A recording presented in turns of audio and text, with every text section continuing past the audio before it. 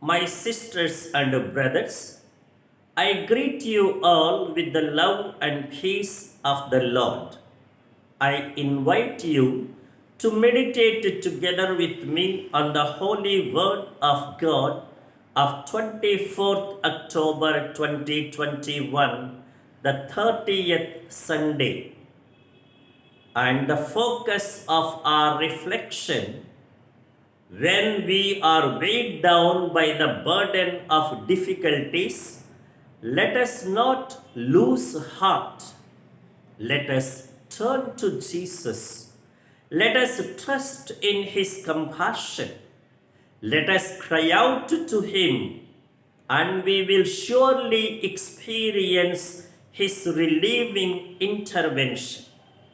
Today, the Word of God invites us to focus on blindness, especially in the light of the healing of a blind man in the Gospel. The scene is dramatic. There is a blind beggar. He cries out to Jesus to have mercy on him. The annoyed and irritated people chide him and try to quieten him, but he continues to shout aloud. Jesus calls for him and asks him, "What do you want me to do for you?" He replies, "Master, let me receive my sight." Jesus says, "Go your way, your faith has made you well." Immediately he received his sight. Some simple details are notable. The blind man is a beggar. He is reduced to beggary. This shows the loss of human dignity and also his condition of dependence on others' mercy. Thus, blindness is not merely a matter of physical deformity, it is more pervasive, affecting the whole person. And the blind man is aware of his need. He needs sight, not only the physical. He needs the ability to see his own lost dignity, lost beauty of life, and the lost joy of relationships. He is clear about what he wants. Jesus too wants us to be clear of what we really want. That is why Jesus asks him, "What do you want me to do for you?" And he rightly replies, "I want to see." Sight is his priority and nothing else, because he knows that with the regaining of sight, he will regain all that has been lost. That is why he starts crying out aloud. He would persist despite people's rebuke. He would catch the attention of the master. He was determined to stop the master's mercy on the roadside. And when Jesus called for him, he was already sure of the Lord's healing. He would no longer feel the need of his mantle. He would no longer need to sit on the roadside. He would no longer need to beg. That is why, symbolizing the change to come, he throws off his mantle. He springs up from the ground. He hastens to Jesus. His faith wins the master's favor. At this point, we can note that this physical blindness is more symbolic.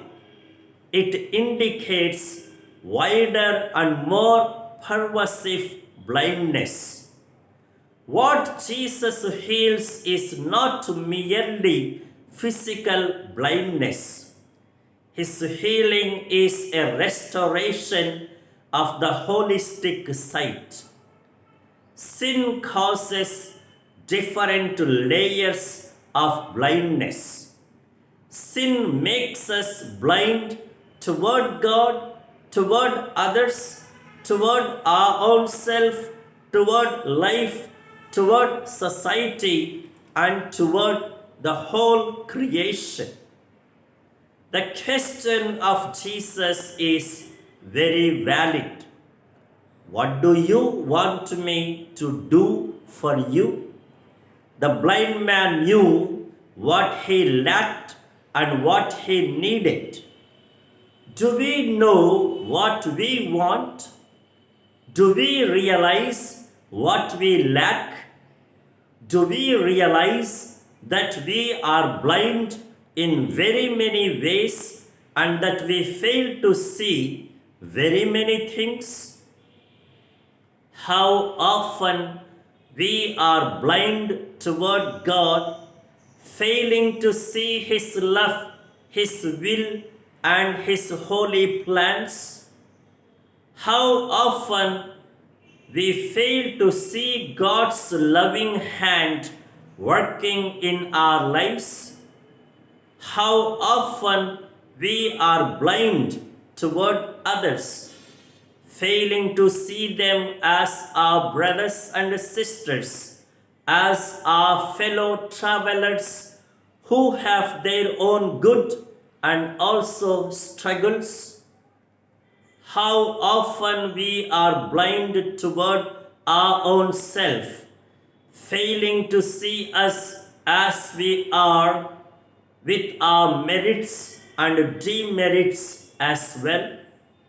How much do we fail to see our true image in the likeness of God, and also the false layers that are covering heavily this deeper image?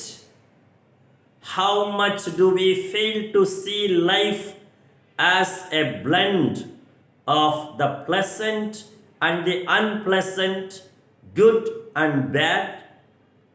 How often do we fail to see the true nature of life as transient on earth and destined toward eternity? And how much do we fail to see our duty towards society and also society's role and importance in our life? How often do we fail to see our moral obligations as social persons?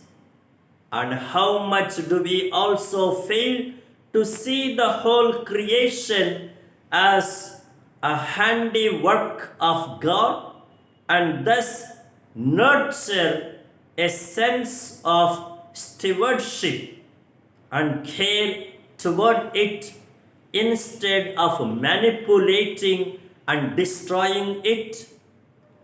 And now the direction and the directive for our life. All of us are blind in different ways. We must realize and accept it in sincerity. We must in faith run to the Lord for sight. But once healed, we must walk the Lord's way and not our own way. This is really to be in tune with the promise of God in Jeremiah 31, 8 and 9. I will make the blind and lame walk in a straight path in which they shall not stumble.